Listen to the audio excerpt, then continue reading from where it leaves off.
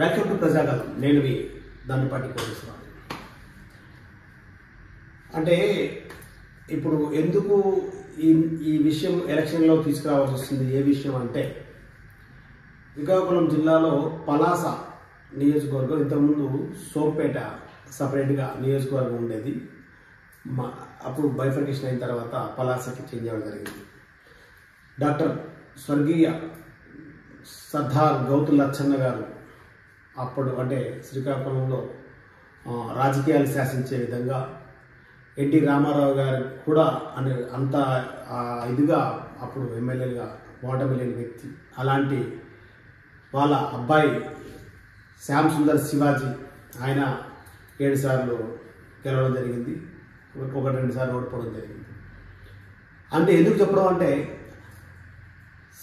శ్రీశైన, యాత, ఈడిగా, చెట్టిబలిసి, గౌడ, ఈ 5 కులాలకి ఇక్కడ చాలామందికి తెలియక, అంటే చాలామంది కూడా ఈ క్యాస్ట్ పరంగా చెప్తున్నానని చెప్పి ఎవరు ఏమనుకోవద్దు.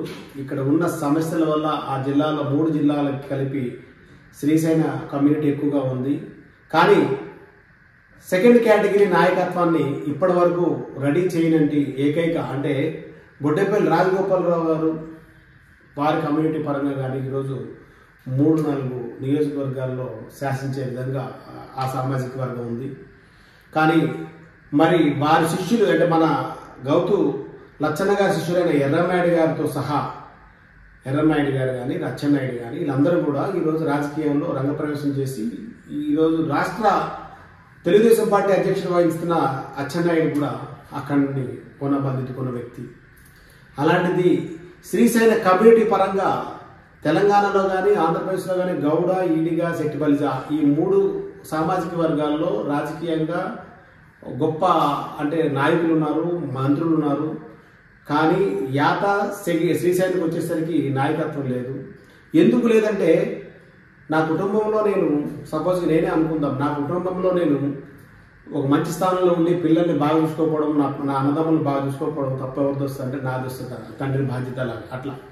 అట్లనే ఒక వ్యక్తిని కూడా సెకండ్ కేటగిరీ నాయకత్వం ఉన్నవారు ఈరోజు జడ్పీటీ చైర్మన్ నేను చెప్పుకోవడానికి కూడా లేకుండా పోయిన నాయకత్వం. 10 నియోజకవర్గం ఉమ్మడి శ్రీకాకుళం జిల్లాలో 10 నియోజకవర్గాల్లో కనీసం 3 నియోజకవర్గాలు గెలుపోవడానికి గెలుస్తారనే పరిస్థితి ఉన్నది. మిగతా 3 నియోజకవర్గాల్లో శాసించే విధంగా ఉంటుంది, మిగతా నియోజకవర్గాల్లో మనం కలుపుకొని పోయే విధంగా ఉంటుంది. అలాంటిది ఈరోజు ఆ కులానికి ఎటువంటి రాజకీయ యోగం లేకుండా పోయింది.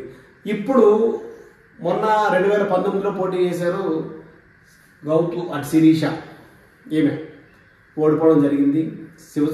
లచ్చన్న గారి మనవరాలు, శివాజీ గారి బిడ్డ.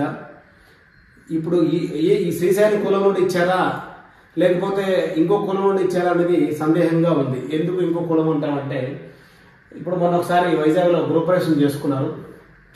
నూతన గృహప్రవేశ ఆహ్వానం డాక్టర్ సర్దార్ గౌతు లచ్చన్న శ్రీమతి యశోదమ్మ గారి దివ్య ఆశీస్సులతో తేదీ 26 సంవత్సరం. అయితే ఇక్కడ శ్రీమతి శిరీష వెంకన్న చౌదరి దంపతులచే నూతన గృహప్రవేశం జరపబడును.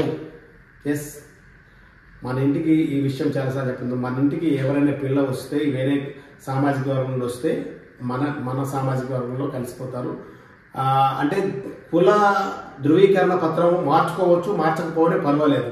అదే బీసీలో ఉండొచ్చు, కానీ వీళ్ళ పిల్లలకు మాత్రం ఓసీనే వస్తుంది. ఆ లేడీ తరఫు నుండి వచ్చినప్పుడు, అమ్మాయి తరఫు నుండి వచ్చినప్పుడు. ఇక్కడ శిరీష వెంకన్న చౌదరి, శ్రీమతి శిరీష వెంకన్న చౌదరి బాగుంది. ఎందుకంటే వారి గృహప్రవేశం కాబట్టి వీరి భర్త గారి పేరు వెంకన్న చౌదరి.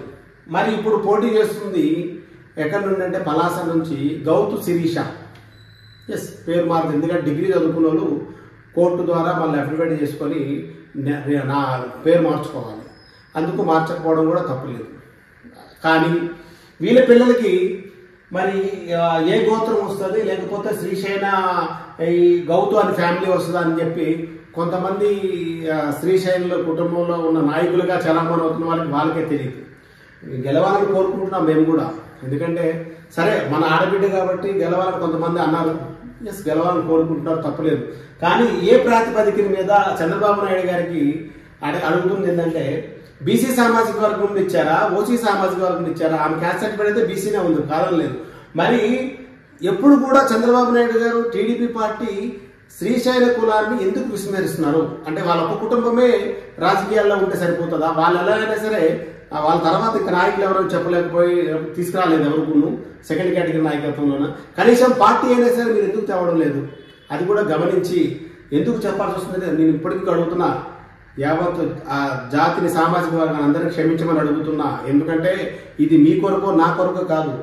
ఈ భవిష్యత్తులో పోనీ ఇప్పటికైనా సరే శిరీష గారు బయటకు వచ్చి నా తర్వాత లేకపోతే మా సామాజిక వర్గంలోన మా శ్రీశైల కులానికి సంబంధించి మేము ఇంతమంది నాయకులు తయారు చేస్తాము, ప్రతి నియోజకవర్గానికి ఒక ఇన్ఛార్జి కానీ కనీసం ఒక నియోజకవర్గ ఇన్ఛార్జి అయినా మేము నిరూపించుకొని టీడీపీ పార్టీ మేము ఇంత సహాయం చేస్తుంది, టీడీపీ పార్టీ ఉన్నందువల్ల మేము ముందుకే వెళ్తాము అని చంద్రబాబు నాయుడు గారు ఒక మాట అనిపించి కనీసం 10 నియోజకవర్గాల్లోన వీళ్ళకి ఇట్లా ఎమ్మెల్సీ అని ఇప్పిస్తాము లేకుంటే ఒక టీడీపీ బోర్డు మెంబర్ ఇప్పిస్తాము అని ఏదో ఒకటి చెప్తారేమో అని ఆశిస్తూ బాధతో ఆ కులానికి సంబంధించిన వ్యక్తులుగా కొంతమంది నాకు అడగడం కాబట్టి ఈ వీడియో చేస్తున్నాను. దయచేసి శిరీష గారు ఇప్పటికైనా సరే బయటకు వచ్చి అంటే మీకు అక్కడ ఎందుకు చెప్పుకోలేరంటే లచ్చన్న గారి మనవరాలుగా చెప్పుకుంటారు, శివాజీ గారి కూతురుగా చెప్పుకుంటున్నారు. కానీ శ్రీశైల కమ్యూనిటీకి సంబంధించి ఒక 6 నుండి 7,000 8,000 ఓట్లు ఉన్నాయి.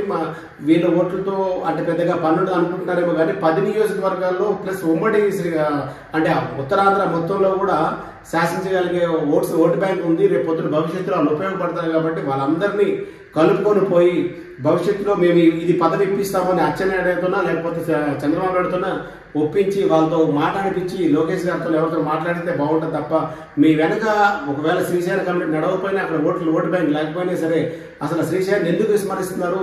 ఆ శ్రీశైలం వల్లనే కదా అక్కడ అంటే బీసీల సామాజిక వర్గంలో ఉన్న అందరు బీసీలో ఉన్న శ్రీశైలం వల్లనే కదా ఇప్పుడు 10 నియోజకవర్గాల్లో ఎన్టీ రామారావు గారు దగ్గర ఇప్పుడు వరకు కూడా అన్ని గెలిపించుకుని రావడం జరిగింది చాలా మట్టుగా.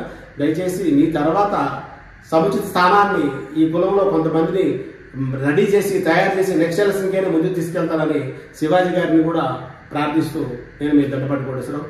అందరికీ నమస్కారం.